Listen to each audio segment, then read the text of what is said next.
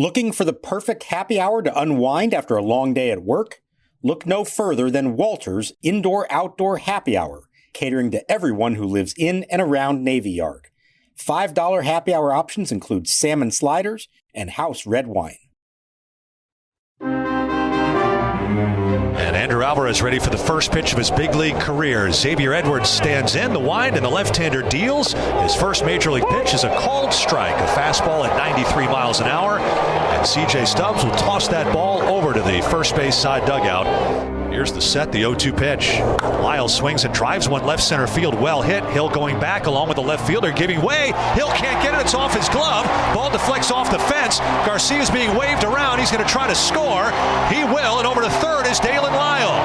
Nationals lead 1-0. Hill called off the left fielder Marcy and had the ball hit off his glove. And Dalen Lyle gives the Nationals their first lead since last Tuesday. Runners lead first and third. The set for Alvarez. There goes the runner at first. The 3-2 pitch is high. No, it's foul tipped into the mitt. A late call by the home plate umpire, Brennan Miller.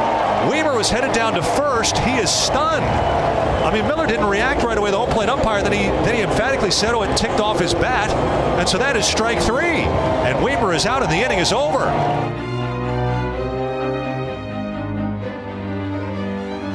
And welcome to Nats Chat, along with MASNsports.com Nationals insider Mark Zuckerman, who was at Nationals Park. I'm Al Galdi, host of the Al Galdi podcast. If I may paraphrase a line by the great Rowdy Roddy Piper in the great movie They Live, Andrew Alvarez is here to do two things: chew gum and stop losing streaks. And on Monday afternoon, he was all out of gum.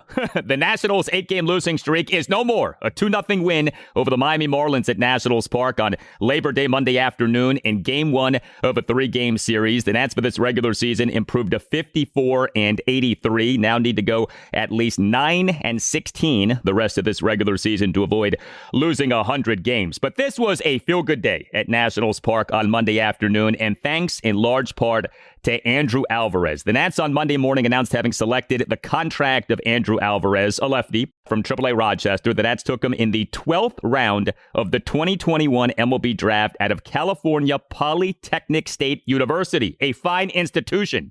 Alvarez is not some highly touted prospect, but he was named the Nats 2023 Minor League Pitcher of the Year. And Alvarez on Monday afternoon in his MLB regular season debut, 5 scoreless innings. What a job by Andrew Alvarez. You can find us on X at Nats_chat. You can find us on Blue Sky at Nats Chat Podcast. You can email us natschatpodcast@gmail.com. The Nats bullpen continues to surge. The Nats offense, not so much. We'll get to all of that.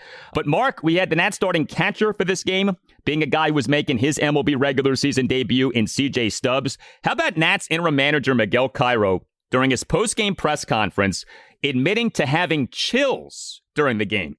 I was having chills because I was excited for them. That's the first time that they're in the big leagues. One was catching, the other was pitching. It is not often that a manager admits to something like that. Cairo had chills watching this game. Who knows what any of this means? Honestly, who cares? Let's forget about the big picture for a moment. This was a fun game, a nice win, a terrific story, and we will take all of that off the events of these last few months. If it's possible to have chills on a game between a team 30 games under 500 facing the Marlins with 13,000 in the crowd on a Labor Day, this was it. As you said, right now, let's forget about everything else. Yesterday, we did the big picture stuff. We talked about everything that's gone wrong. This was just a singular, perfect day for the Nationals. You love to see anytime a kid can make his major league debut and rise to the occasion the way that Andrew Alvarez did. And the fact that his catcher, C.J. Stubbs, was also in the same boat, joining him for that, being a part of it as well in helping this pitching staff toss a shutout, ending the losing streak. It doesn't get better than that. And so while who knows what any of it means in the larger picture, for this one singular day, this was a special moment. I'm glad Miguel Cairo felt it. I know Andrew Alvarez and C.J. Stubbs felt it, and their families who were here in large numbers enjoying the game, they all felt it too. This is a feel-good day for a team that has not had very many of them lately. It was very nice to experience that. It feels good to feel good. Andrew Alvarez became the first Nats pitcher to toss at least 5 scoreless innings in his MLB regular season debut since the franchise moved to Washington, D.C. The standard by which all debuts for Nats starting pitchers is judged, of course, is Strasmus. But we over the years have talked about how since Strasmus, so few of these debuts have gone well. Mitchell Parker had a good debut, but beyond that, not many. Is it wrong to say that this is the second best starting pitcher debut in Nationals history, what Andrew Alvarez did on Monday afternoon? Not number 1, but number 2. Could we maybe possibly say that? I suppose the bottom line, you could maybe say it because it's just the scoreless ball and the one hit and the fact that he got the win. I'm probably going to say that number 2 on the list behind Strasburg goes to Yohan Adon. And if anyone remembers that one, it was the final day of the 2021 season, facing the Red Sox, who had to win to make the playoffs. Adon came out of nowhere. Nobody expected him to make that start. He struck out 9 over 5 1/3. The Nats held the lead, and then the bullpen blew it, so he should have gotten the win. I'm going to put that one next on the list, but I'll put Alvarez probably alongside it. Mitchell Parker doing it at Dodger Stadium on Jackie Robinson Day, given who he was facing in that one. Alvarez, let's be clear, was facing the Marlins lineup that was not very good. But the numbers don't lie, and you have to be impressed with what he did. I mean, the bottom line of it, I've been keeping track of this for a long time. This was the 34th Major League debut in Nationals history for a starting pitcher. The pitchers in those debuts are a collective 6-18 with 10 no decisions. There's only been 6 wins ever, and Alvarez and Parker are the only 2 to have won their debut since Strasburg in 2010. There have been very few, precious few, over the last decade and a half that have been anything worth talking about in a positive way. So that was really nice to see for him. You can tell this meant something to him. And I'll tell you, just watching it from afar, he looked completely in control, poised, confident. He had his catcher working with him who knew him well. Yes, he's facing a not very good Miami lineup, but I mean, there wasn't a moment in that game that I thought to myself, oh boy, I don't know if he's up for this challenge or not. He was fully there for it. We'll see what happens next time. It'll be at Wrigley Field against the Cubs on Sunday if the schedule holds true. But for a first time out, under the circumstances, he looked as good as you could imagine.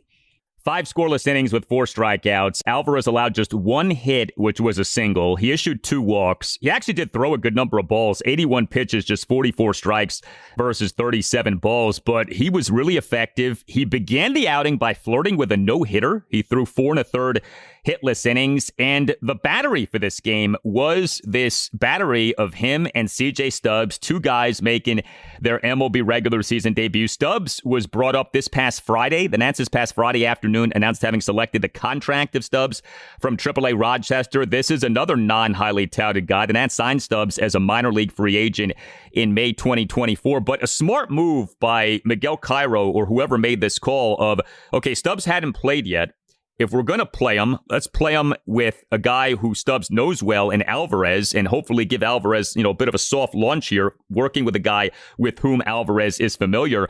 This ends up working well. And you mentioned the composure of Alvarez. That did stand out. It was something that Cairo talked about during his post-game presser. Andrew Alvarez looked like a guy who had done this before. He did not look rattled to any extent. Right. And I think Stubbs' presence helped in that regard. It was a calculated move to have them work together. And it was interesting. They told Stubbs, they go through all those meetings and like, here's your game plan. And here's how you want to pitch this guy. And here's the scouting report on that guy. And at the end of it, they said, you know what? You know him better than any of us do. You've caught him a bunch of times. Trust your instincts. Trust that you know what kind of pitcher he is, what works in what situations. We're going to let the 2 of you go out there and do your thing. And it worked brilliantly. And Stubbs himself said that having the very first play of the game as a little dribbler in front of the plate, he had to run out, make the play, throw to first to get Xavier Edwards out. He said, once he got through that, he said, okay, I'm good to go. I'm engaged fully in this game. Now, there's a crazy moment right after that where Xavier Edwards, as he's trotting back to the dugout, starts yelling at the plate umpire over a called strike earlier in the at-bat. And literally, as the first pitch to the next batter is crossing the plate, Brennan Miller, the plate umpire, ejects Edwards, who's still screaming at him from the dugout. So if you're Alvarez and you're Stubbs, you're thinking to yourself, what in the world did we just get ourselves into? Wouldn't know anything of it. They went right back to work, got the job done.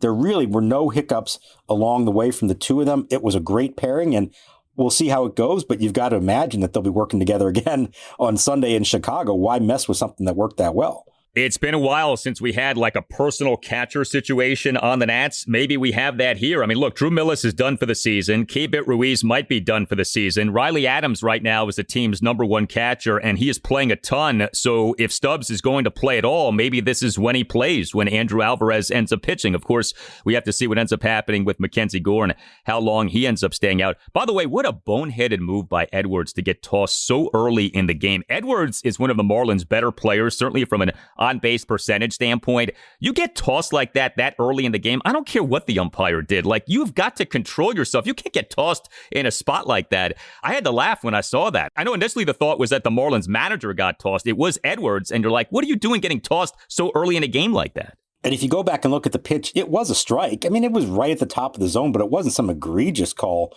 at all. And Stubbs got a laugh out of it after the game. He said he'll always be able to say that the first strike he stole as a catcher, first stolen strike in the big leagues, got a guy ejected. So that's going to be a nice story for him to tell someday. It did feel like the Marlins were just mentally checked out. Once that happens, and then Derek Hill, their center fielder, gets hurt in the top of the third, they had to pull 2 guys off the bench that quickly, right off the bat. They looked dead in the water. Now, credit to the Nationals for taking advantage of that and shutting them out on 2 hits for the game. But yeah, a very weird start to this game. None of us were exactly sure what was going on because McCullough, you could hear on the broadcast what he said to Brennan Miller. It was not very pleasant. It was not family friendly. The fact that he survived and wasn't ejected himself is pretty remarkable. And we noticed he was back in the dugout the next inning. And so all of a sudden he said, no, wait, he wasn't the one to get tossed. It was somebody else. We pieced it together eventually. Very strange start to this game. The Nats starting pitching has been so bad lately that it is Andrew Alvarez who ends up stopping this losing streak. Really is something. It just goes to show you how unpredictable this sport can be. A debuting battery, Andrew Alvarez and C.J. Stubbs, and they're the guys who end up ending the slide. Who'd have thunk it? Hey, a great supporter of the Nats Chat podcast for years now has been Window Nation. If you want new windows, if you need new windows, contact Window Nation. Tell Window Nation that Al Galdi from the Nats Chat podcast sent you. That helps out this podcast a lot. And that gets you a great deal on great Window Nation windows. In fact, now is the best time of year to get new windows. Whether you have old, drafty windows or cheap builder-grade windows, September is the perfect month to protect your home from cooler weather. And right now, Window Nation is offering its most popular offer: buy 2 replacement windows, get 2 for free. Plus, you won't pay any interest, pay any monthly payments, or pay any down payment for 2 years. 866-90-NATION or visit windownation.com and tell Window Nation that you want the deal that you heard about from Al Galdi on the Nats Chat podcast. With Window Nation, you get top quality windows from a trusted company, all at a reasonable price, because Window Nation knows that replacing windows is an investment, and Window Nation wants to make the investment affordable to you. And do not miss this great offer from Window Nation. For listeners of the Nats Chat podcast, the offer is good until September 30th. Buy 2 windows, get 2 free, and you pay nothing for 2 years. 866-90-NATION or windownation.com. That's 866-90-NATION or windownation.com. And tell Window Nation that Al Galdi from the Nats Chat podcast sent you. Standing in his way, the DH, Heriberto Hernandez, right-handed hitter. Here's the set, the kick, the first pitch. Hernandez lines one to left. James Wood is there waiting for it. Wood makes the catch. The Nationals win 2-0, and Andrew Alvarez is a winner in his Major League debut. Well, what is going exceptionally well for the Nats right now is their bullpen, which has become a real strength, and there are all kinds of stats now to back this up. The Nats, over the last handful of weeks, however you want to demarcate things, have had one of the best bullpens in the sport, and the bullpen on Monday afternoon, again, was outstanding. 4 Nats relievers combined for 4 scoreless innings with 6 swinging strikeouts. We had Clayton Beeter tossing a perfect top of the 6th with 2 swinging strikeouts. We had Connor Pilkington tossing a scoreless top of the 7th with 3 swinging strikeouts, despite giving up a one-out double. We had Cole Henry tossing a perfect top of the 8th, and we had Jose A. Ferrer tossing a scoreless and hitless top of the 9th for the save. Finally, this felt like the first time in months that Jose A. Ferrer got a legitimate save chance. But here is what is really emerging, I think, with this rise of the Nats bullpen. the strikeout. These guys are striking guys out like crazy. This has been a problem for Nats bullpens for a long time. They have not had legitimate strikeout relievers. And at least over the last few weeks, these guys are generating strikeouts. And it is not so coincidentally coinciding with the bullpen doing some really good work. We've talked about it so much, how even at their best, guys like Kyle Finnegan and some others were not necessarily high strikeout guys, or at least not elite strikeout guys. Hunter Harvey, when they had him, fit that description, but so few others that they've had in recent years are that kind of pitcher. And I'll just look at the numbers from the last 3 days, which are incredibly good. Last 3 games for the bullpen, 13 innings scoreless, 2 hits, 1 walk, and that came today from Ferrer late, and 16 strikeouts. 16 strikeouts in 13 innings. That is phenomenal. Clayton Beeter has been a big part of it. He's now thrown 8 consecutive hitless innings. Yes, 8 hitless innings. Now, he has allowed 2 runs because he walked 5 during that time. But the stuff from some of these guys is legit. It's been great to see. There's still a month to go, and you don't want to read too much into these small samples. But you certainly hope by the end of the season, you can look back and say, okay, here are maybe even 3 or 4 guys who've shown us enough to say, yes, they can be a part of that. That would be a huge win for the organization. If after everything they've gone through from a bullpen standpoint this year, you actually get to the end of the year and feel like you have not just 1 or 2, but 3 or 4 potential pieces moving forward next year, that would be a tremendous development for them.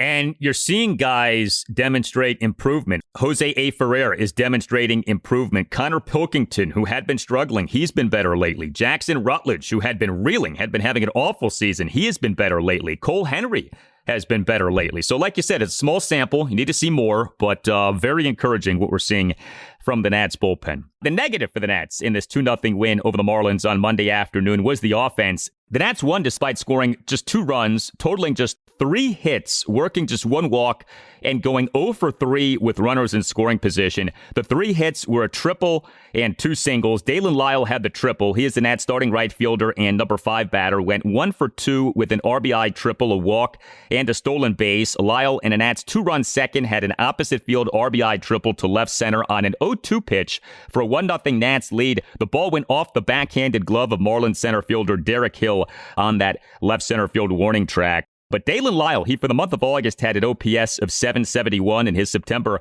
got off to a nice start. And then the Nats' other 2 hits were by Luis Garcia Jr., and that was it for your Nationals hits output in this game. Garcia as the Nats starting second baseman and number 4 batter, 2 for 3 with 2 singles and a stolen base. James Wood, another disappointing game. He is the Nats starting left fielder and number 1 batter, 0 for 4. 3 more strikeouts. Wood for this regular season now a major league worst 185 strikeouts, well within striking distance of the 223 that is the record set by Mark Reynolds in 2009. Here's a question. The best hitting outfielder for the Washington Nationals right now. Is it wrong to say that that person is Dalen Lyle, not James Wood, not Dylan Cruz, not Robert Hassel III, certainly not Jacob Young? Is it wrong to say that right now, at this point in time, the best hitting outfielder on the Nats is Dalen Lyle? I don't know if I'm going to go that far, because when Wood makes contact, now I know he hasn't made enough contact, but when he does, he's still killing the ball and still doing damage. And maybe not the home runs that you hope from him, but there have been a lot of 110s, 115s off the bat. So I'm not going to go that far yet. That's not a disservice to Lyle, who has come through in some clutch spots for them. But let's not get crazy here. James Wood is still the man. I think you need to see more contact, though. The strikeout total is becoming alarming. I wonder if there are some more days off for him. I think he is physically and mentally exhausted at this point. They're in a stretch here. I think there's an off day coming up Thursday, but not many others here coming up. I wonder if we might see him get a day off, if that might do him some good to clear his head. And I actually asked Miguel Cairo before the game about the whole leadoff situation, and would he consider moving him out of that spot at all? He said he thought about doing it the other day, but then he also said to himself, when you bat leadoff, you're going to get more at-bats than anybody else, a good chance of getting 5 in a given game. And he felt like hitting in front of Abrams, he is getting more fastballs. Now, he's not doing enough with those fastballs, but he does feel like he's getting a better chance to hit in the leadoff spot than he would somewhere else. So for now, it's going to stay, but that keeps up, I do wonder if at some point you make that flip-flop and put him back in the 2 spot again. Yeah. To me, James Wood just needs to hit better. I don't think this is about where he bats in the lineup. Number 1, number 2, number 3, do whatever you want, but he just needs to be better. His plate discipline is not where it needs to be, and I think that's the issue. And I don't know that where he hits in the lineup is necessarily going to rectify things. What about this, though? As he does get closer to this Mark Reynolds record, do you think that's the kind of thing that the Nats would sit James Wood for to avoid him setting that record? Or do you think the team doesn't really care that much if Wood sets such a record? I mean, obviously you don't want him to set the record. And I could understand someone saying, in this season of extreme embarrassment, we don't need one more embarrassing item, which would be our franchise guy setting the all-time record for strikeouts in a regular season. At the same time, you want the guy to get plate appearances. I wonder if they would sit Wood to avoid that record or if that's not a concern.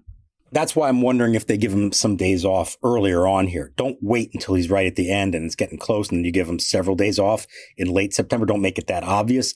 Maybe just say, hey, we're going to give him, a day off every week the rest of the way. And that helps solve the problem. We'll see if it comes to that. I also think, as we discussed, there's less stigma with that record and that strikeout total than there used to be, even since 2009. And if you look at the list of the top strikeout guys in the major leagues this year, and yes, Wood is well ahead of them. He's up by 13 on the next best guy. But here are the names that are on that list. James Wood, Riley Green, Ryan McMahon, Kyle Schwarber, Cal Raleigh, Rafael Devers, Shohei Ohtani. That's your top 7. You're talking all-stars, MVP candidates in most of those cases. Now, yeah, the other guys are doing more than Wood. They're connecting a lot more, and you live with the strikeouts more. But I feel like it's not necessarily the scarlet letter around your neck that it would have used to be. So while you'd love for him to avoid the all-time record, I'm not necessarily sure that it would be as embarrassing as we might think that would be, especially when you consider how much even the best hitters in the game strike out at this point. I also want to bring this up. C.J. Abrams, so he on Monday afternoon as the Nats starting shortstop and number 2 batter went 0 for 3 and committed a throwing error. Errors are not a great way of judging defense. I think most people understand that by now. But if you're watching these games, or even if you're just looking at Nats box scores, it feels right now like Abrams has an error every game or every other game. He now has had 17 errors. And the thing with Abrams' defense is this. Forget about the errors. The advanced stats tell you that he's not having a good defensive season. Abrams for this regular season as of games through Sunday, so this does not include Monday, -6 defensive runs saved per Sports Info Solutions, -8 outs above average per StatCast. He has had a mixed defensive profile for years now. This season, the defensive profile basically is bad, it just isn't very good.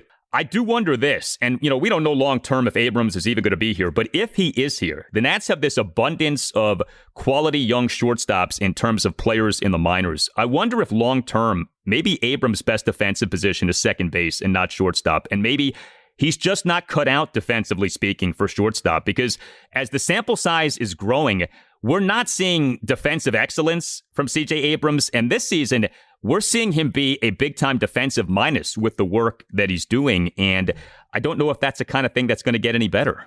I think it's an absolutely valid question, and I think I even know that there are people in the organization who are confronting that question themselves. I don't know that that's something they're looking at right now at this moment, but thinking long-term potentially, yeah. I think the biggest concern is that when you look at the errors, it's usually the careless errors. It's not an error of aggression. It's not, he made a great play to get to the ball and he's trying to force the issue and make a great throw and then he throws it away, things like that. It's more the routine stuff, skipping a throw like the one on Monday. It is, frankly, the kind of stuff that they used to get on Luis Garcia for a lot, staying fully engaged, ready to go every single pitch. It feels like there are times that he's not 100% there. I guess I would put it that way. That's troubling. That's something that really has to be nipped in the bud and corrected. And I don't know if the coaching staff is currently constructed is laying down the law much in that regard and pushing him to be more engaged every single pitch like that. I don't know if it's possible, if it would work on him at this point, knowing what's coming ahead with the coaching staff at the end of the season. But whoever's in charge next year, it applies to everyone on the team, but I think C.J. Abrams is high on the list of really staying on their case and making sure that guys are 100% mentally engaged every single moment they're on the field. They've been in the big leagues long enough now. This should not really be a problem anymore. And you develop some bad habits that can be tough to snap out of. They've got to take care of this thing. It applies to him. It applies to others. You know, as far as we know, he's not getting into trouble like he did last year and the whole thing that got him sent down at the end of the year. But on the field, he doesn't look like the full version of C.J. Abrams that we have seen in the past. And I understand it's been a long year. Things are pretty miserable. You got to summon deep. You got to dig down, find a way to get through this, and play every game, every moment the best that you can. And at times it hasn't felt, or at least looked from the outside, like that's been the case for him.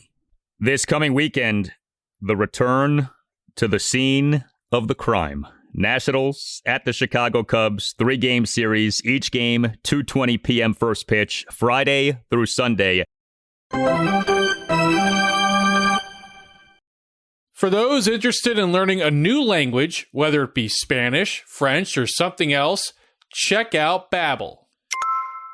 Babbel's 10-minute lessons are quick and handcrafted by over 200 language experts, ready to get you talking about your new language in just 3 weeks, because talking is the key to really knowing any language.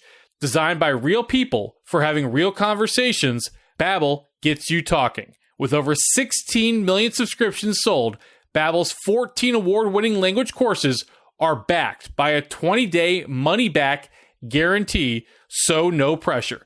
Here's a special limited-time deal for our listeners right now. Get up to 60% off your Babbel subscription, but only for Nats Chat listeners at babbel.com/natschat.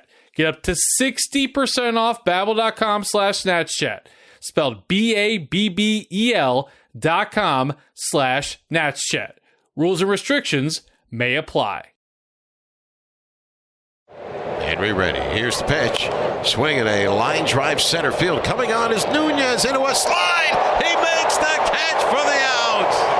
Nasim Nunez makes the play coming in into a feet first slide to his left, and then in the mid slide almost slid too far. Nasim Nunez is back. Good to see him back. The Nats on Monday morning announced having recalled him from AAA-Rochester as rosters have expanded. September 1st, each MLB team allowed to have 28 as opposed to 26 players on the active roster. Isn't this such a welcome change? This happened a few years ago, but instead of the ridiculous expansions of rosters that we used to have, it's now much more limited, much more confined. You go from 26 to 28. That, to me, makes so much more sense. This is one of, I think, the more underrated changes in MLB in recent years.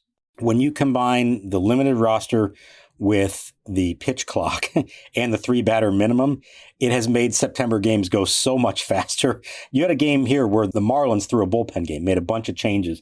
They still completed it in 2 hours and 15 minutes.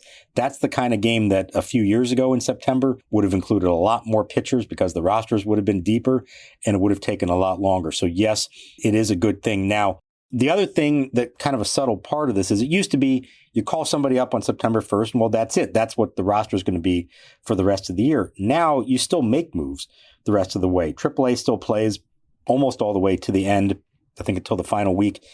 And while Nunez, and in this case Alvarez, are the two extra players, that doesn't mean it's going to stay that way the rest of the way. So whether it's them or even anyone else, you can send guys down, you can call others up.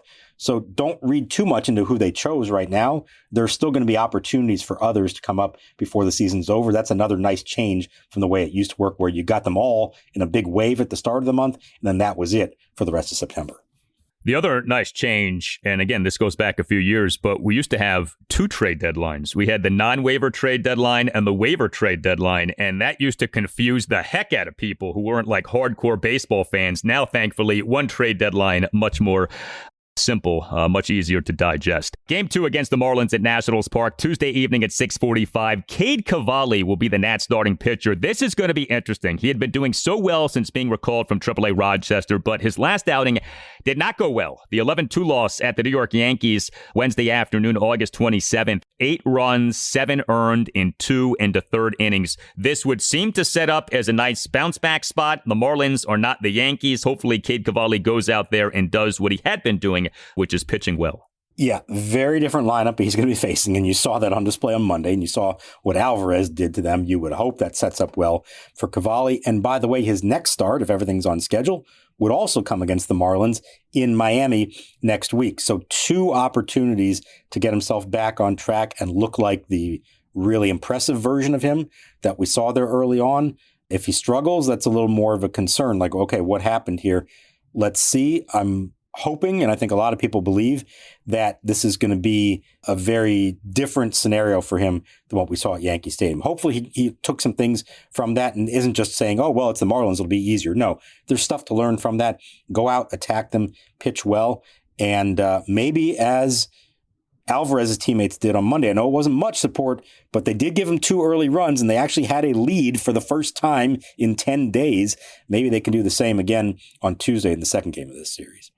A feel-good Labor Day for the Nationals. Nice to have that. Hit us up on X at Nats_chat. Hit us up on Blue Sky at Nats Chat Podcast. You can email the show, natschatpodcast@gmail.com. We have a website you could check out too, natschatpodcast.com, at which you can purchase a Nats Chat Podcast t-shirt. All Nationals radio highlights on Nats Chat are courtesy of 106.7 The Fan. For Mark Zuckerman, I'm Al Galdi. We thank you for listening, and we'll talk to you next time on the Nats Chat Podcast.